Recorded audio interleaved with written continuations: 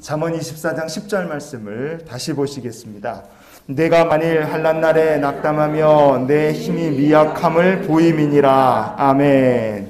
내가 만일 환난 날에 낙담을 한다 그랬습니다. 오늘 이 말씀을 통해서 우리를 향하신 하나님 마음을 좀 나눴으면 좋겠습니다. 낙담이다 이렇게 번역된 히브리어 본문을 보면 히트라피타 이렇게 되어 있습니다. 히트라피타라는 말이 세 가지 뜻을 우리가 살펴볼 수 있습니다. 첫 번째는 뭐냐면 될 대로 되라 이런 뜻이에요. 표현이 좀 그렇지만 이게 늪지대라는 뜻도 있고요. 될 대로 되라 이런 뜻이 있습니다. becoming slack이라는 뜻으로 뜻이 있습니다.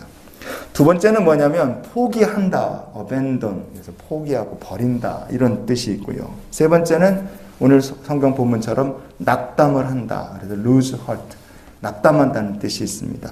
늪지대, 될 대로 되라, 포기한다, 낙담한다 이런 뜻을 갖고 있는 말이 히트라피타라는 오늘 본문 낙담이라는 말의 히브리어 뜻입니다.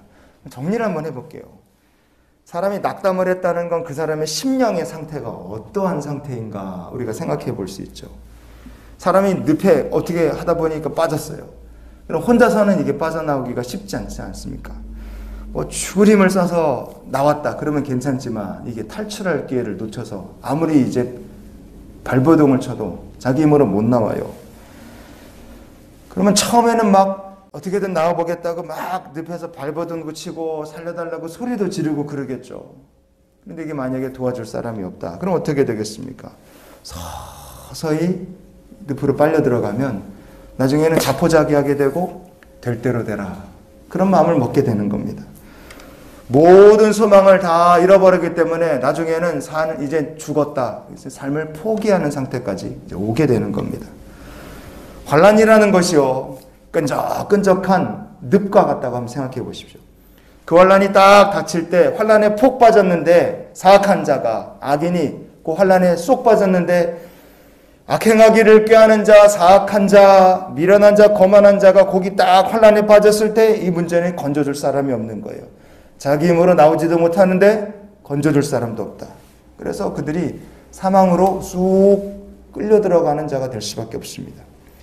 하지만 하나님을 신뢰하는 성도는 어떠냐? 환난이라는 늪이 똑같이 빠진 것은 마찬가지인데 하나님을 신뢰하는 성도는 어떤 차이가 있느냐? 건져줄 분이 계신 거예요. 시편 40편의 1절과 2절을 같이 보시겠습니다. 내가 여호와를 기다리고 기다렸더니 귀를 기울이사 나의 부르짖음을 들으셨도다. 나를 기가 막힐 웅덩이와 수렁에서 끌어올리시고 내 발을 반석 위에 두사 내 걸음을 견고하게 하셨도다. 아멘. 성도가 기도하고 부르짖으면서 하나님을 기다릴 때 하나님께서 귀한 성도들의 삶을 기가 막힌 웅덩이와 수렁에서 건져주시는 역사 더하여 주실 줄 믿습니다. 하나님께서 건져주시고 환난에서 건져주시는 거예요. 그리고 그 인생을 반석 위에다 딱 세워놓으십니다. 그게 사악한 자, 악을 행하기를 꾀하는 자와 하나님을 섬기는 주의 백성들의 차이입니다. 환난이라는 늪에 빠진 건 똑같으나 건져줄 사람이 있는 사람과 건져줄 사람이 없는 사람은 차이가 날 수밖에 없죠. 그러니 환난을 만나게 될 때 성도는 무엇을 해야 되느냐? 시편 50편 15절 말씀을 보시겠습니다. 환난 날에 나를 부르라. 내가 너를 건지리니 내가 나를 영화롭게 하리로다. 아멘. 환난 날이라는 게 딱 오면은 성도가 해야 될 일이 무엇이냐? 여기 정확하게 나와 있죠. 너는 나를 부르라는 거예요. 성도가 환난이라는 늪에 딱 빠질 때 우리를 건져주실 하나님의 이름을 부르며 기도하는 주의 백성들이 될 수 있기를 원합니다. 우리가 하나님께 기도하면요, 이게 좋아서 기도하는 게 아니라 환난에 푹 빠진 거잖아요. 그런데 그 환난에 빠져서 드리는 그 기도, 주의 이름을 부르짖는 그 기도가요, 내가 나를 영화롭게 할 것이다 그랬어요. 우리가 고난 중에서 기도하는 게 하나님께 영광 돌려드리는 일이라는 걸 잊지 마시기 바랍니다. 그게 부끄럽거나 급해서 하는 게 아니에요. 환난이라는 수렁에 빠져있는 성도가 하나님 이름 부르며 기도하는 것은 그게 하나님께 영광을 돌려드리는 일입니다. 그러니 더욱더 환난 나라에 기도하며 하나님께 영광을 돌려드리는 주의 백성들이 되기를 원합니다. 우리가 그렇게 기도해야 되는 이유가 무엇입니까? 그것은 사람이 연약하기 때문에 그래요.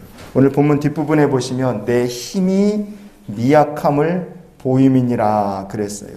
힘이 미약하다. 이게 누구의 힘이 미약하다는 걸 보이는 거겠습니까?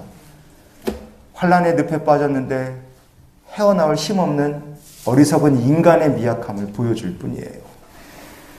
소련의 통치자였던 스탈린은요, 통치 기간 동안 한 달에 평균 4만 명씩 죽였습니다. 그게 스탈린이고 공산주의입니다. 스탈린은요, 막강한 권력을 가지고 수많은 사람들을 죽인 미치광이 독재자였습니다. 스탈린의 딸이 자기 아버지 마지막을 사람들에게 이야기해 줬어요. 내 아버지 스탈린이 어떻게 죽었느냐? 임종을 전하는데 무엇을 본 것처럼 무섭게 눈을 부릅뜨고 자기 아버지가 미친 사람 행동과 표정처럼 그렇게 있다가 자기 아버지가 죽었다는 거예요. 죽기 싫으니까 두려워서 발버둥을 친 거죠, 스탈린이. 베드로전서 4장 5절 말씀을 오늘 말씀의 결론으로 보시겠습니다. 그들이 산자와 죽은 자를 심판하기로 예비하신 이에게 사실대로 구하리라. 아멘. 세상을 들었다 놨다 하는 권세를 가지고 있다 할지라도요, 사망이라는 환난의 수렁에서 건져줄 사람 없으면 그 사람 마지막에 스탈린의 모습처럼 두려워 떨고 비참하게 몸부림치다가 죽을 수밖에 없는 겁니다. 사망의 권세 앞에서는 왕도 권세자도 재물 많은 부자도 아무런 소용이 없는 거예요. 사망이라는 환난이 닥치면 건져줄 사람이 없을 때 낙심할 수밖에 없습니다. 그러나 똑같은 사망의 환난이 나에게 찾아왔다 할지라도 산자와 죽은 자를 심판하러 오실 예수님께서 나를 아신다. 그 예수님께서 나를 건져주신다. 그럼 우리가 두려워하거나 낙심할 이유가 없음을 믿습니다. 성도는 어떤 사람입니까? 산자와 죽은 자를 심판하러 오실 주님께서 우리를 깊은 웅덩이와 기막힌 수렁에서 건져주실 하나님의 백성들인 줄 믿습니다.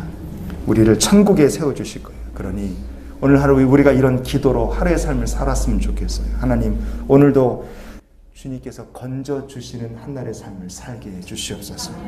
우리를 권하신 분이 예수님이십니다. 그 주님이 마지막 사망의 환난의 수렁에서 우리들을 건지셔서 천국에 세워주실 줄 믿습니다. 그러니 그 주님을 의지하여 믿음으로 오늘 하나님께 영광을 돌려드리는 삶을 사는 우리 모두가 될 수 있기를 예수님의 이름으로 축원을 드립니다.